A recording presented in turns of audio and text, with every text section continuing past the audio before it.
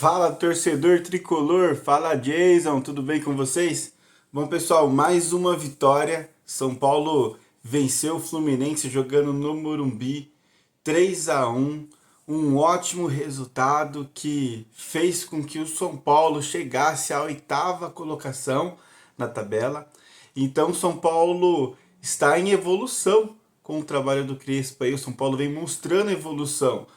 Quarto jogo dele, o primeiro jogo perdeu para o Flamengo, aquele jogo difícil, né? Aquele jogo que alguém ia pagar a conta pela eliminação lá do Flamengo do Mundial.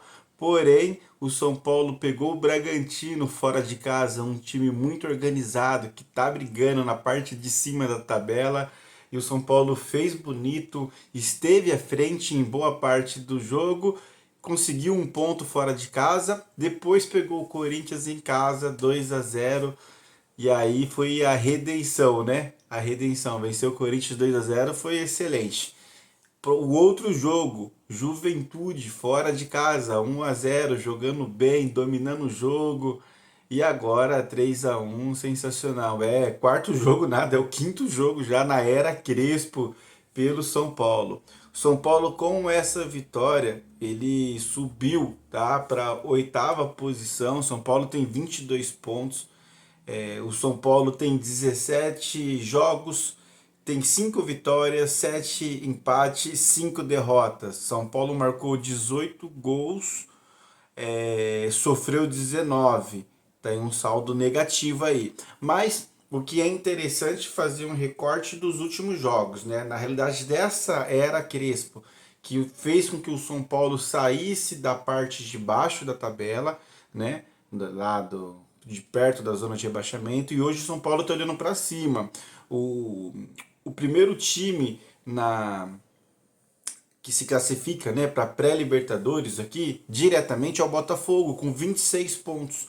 E o São Paulo tem 22. Então, assim, já dá para pensar, já dá para sonhar numa Libertadores, numa pré-Libertadores, mas nós sabemos aí que o foco do tricolor, pelo menos na minha opinião, tem que ser a Copa Libertadores, tem que ser a Copa do Brasil, porque é o que o título tá mais fácil do que o Campeonato Brasileiro. O Campeonato Brasileiro é muito longo, tem muitos jogos, o elenco do São Paulo está muito reduzido, os melhores jogadores nossos estão machucados, porém o time vem conquistando pontos mesmo com esse cenário. E isso que tem que ser enaltecido, porque com a situação na qual você tem lá o melhor jogador, né? Os três melhores jogadores. Estou falando do Caleri, do Lucas e do Oscar. Os três melhores jogadores, os três maiores salários, não estão à disposição do Crespo. E mesmo assim, ele conseguiu arrumar o time. Vale ressaltar, galera, o desempenho da dupla de meio de campo nossa. Marco Antônio e Bobadilha estão jogando o fino da bola. O Marco Antônio foi eleito o melhor da partida. Bobadilha, ele se apresenta muito, finaliza muito bem, tanto que hoje ele fez o gol. O gol foi anulado, né? O gol, mas assim, ele finaliza. Enfim, é um jogador que tá encaixado, né? O time tá encaixado com esse meio de campo. Tanto que eles trazem, né, segurança para a defesa, que é uma defesa bem treinada, né? O Arboleda liderando a defesa ali, o Alan Franco vivendo uma grande fase na sua carreira, e aí do lado direito você tem o Ferrarese, que é um jogador que ele é convocado frequentemente para a seleção venezuelana, não é à toa, ele tem a qualidade, ele é um jogador bom. E aí os nossos laterais, alas, enfim, pessoal, São Paulo tá se organizando, o miolo do time está sendo bem desenhado ali, né? Então assim, a gente tem o Rafael que faz boas defesas quando preciso, a gente tem uma zaga forte, um meio de campo organizado, sem falar que, olha na reserva do nosso meio de campo, a gente tem Pablo Maia, a gente tem o Alisson, que teoricamente ele é um reserva do hoje, né? O meio de campo titular seria o Marco Antônio, o Bobadilha e seria o Oscar, o Lucas, enfim. Mas aí tá jogando o Alisson. Então, mas o Alisson hoje ele tá jogando de meia de criação, mas ele não jogava assim no São Paulo, né? Ele jogava ali de segundo volante, primeiro volante. Então a gente tem ele como opção para ser segundo volante ou primeiro volante. Temos a opção do Pablo Maia, que inclusive no último título nosso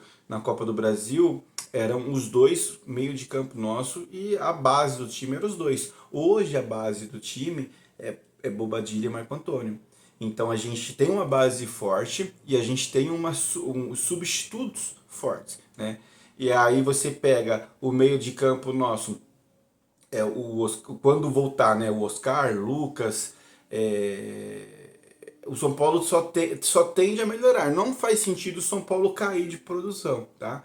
Então, assim, esse resultado foi um resultado muito bom, porque são 5 jogos da era Crespo, são 3 vitórias consecutivas, tá? O São Paulo ganha no Morumbi e ganha fora. É, Quinta-feira tem um jogo difícil no Morumbi, mas é um jogo importantíssimo para a classificação. São Paulo precisa fazer o resultado, São Paulo precisa da vitória.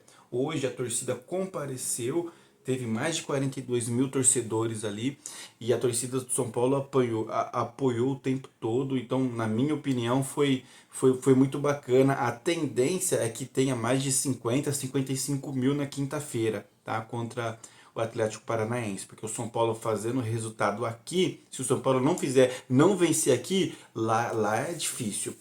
Falando do jogo especificamente, pessoal, o São Paulo ele dominou o Fluminense praticamente o jogo todo, tá? No finalzinho ali, dos 30 até os 45, foram 15 minutos ali que eu fiquei apreensivo.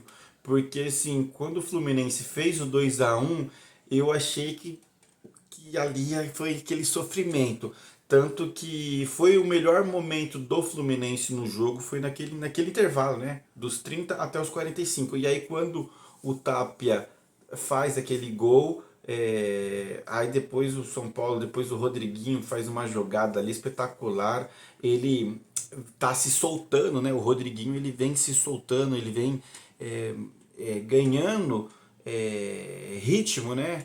Experiência e talvez aí a gente vai ter aí um ótimo jogador aí para substituir o Oscar ou de repente brigar aí na posição, enfim. Mas falando especificamente dos números do número, os números do jogo, né? O São Paulo teve 9 chutes a gols, cara, 9 chutes a gols contra um chute. O único chute do Fluminense foi o gol, mas não dá para culpar o Rafael. Foi um belo de um chute muito difícil para o goleiro. Foi no cantinho ali, um chute rápido. Mas o que tem que ser ressaltado é que o São Paulo finalizou no gol 9 vezes. Tá? Então você pega a superioridade do São Paulo por esse número. Tá? O total de finalização 15-7. É, Precisão, a questão de precisão no passe foi bem igual, tá? 83-88. Mas assim, o São Paulo dominou. O São Paulo teve 7 escanteios contra 3. O São Paulo teve mais impedimentos, né? Teve 3 impedimentos. O São Paulo 3 cartões contra 4 cartões do Fluminense. Então assim, o São Paulo jogou muito bem. São Paulo conseguiu.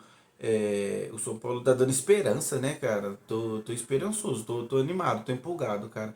Eu acho que o time ele vem bem organizado, principalmente no meio de campo, assim, sabe? Eu acho que o único ponto que eu tô ainda em dúvida é a ala direita nossa.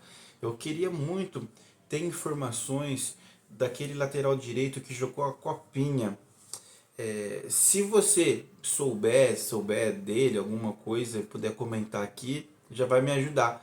Porque ele é eu acho que ele que é o futuro lateral nosso, né? Porque o Igor Vinícius foi vendido aí pro Santos aí, ele fez o que tinha que ser feito e não tá fazendo falta, né? Mas o Cedric eu acho que ainda falta alguma coisa para ele. Mas o bom do Cedric é que ele recompõe bem, ele marca bem. A leitura de jogo dele é boa, é excelente. E o centroavante nosso ali, apesar que o ataque nosso está funcionando, né? O ataque nosso está funcionando. Ó. Foram 3 gols hoje. um gol contra o Juventude, 2 gols contra o Corinthians, 2 gols contra o Bragantino. Então aí, ó, o São Paulo tá fazendo gols. Então isso é legal. Vamos ver como será o próximo jogo. O próximo jogo é muito complicado, muito difícil, mas a gente tem expectativa de que o São Paulo consiga fazer o resultado. Comente aí alguma coisa que você achou desse vídeo, desse conteúdo, que vai ser interessante a gente ter essa troca de ideia para entender se você está gostando desse conteúdo, tá bom, pessoal? Muito obrigado por ter acompanhado e até o próximo vídeo.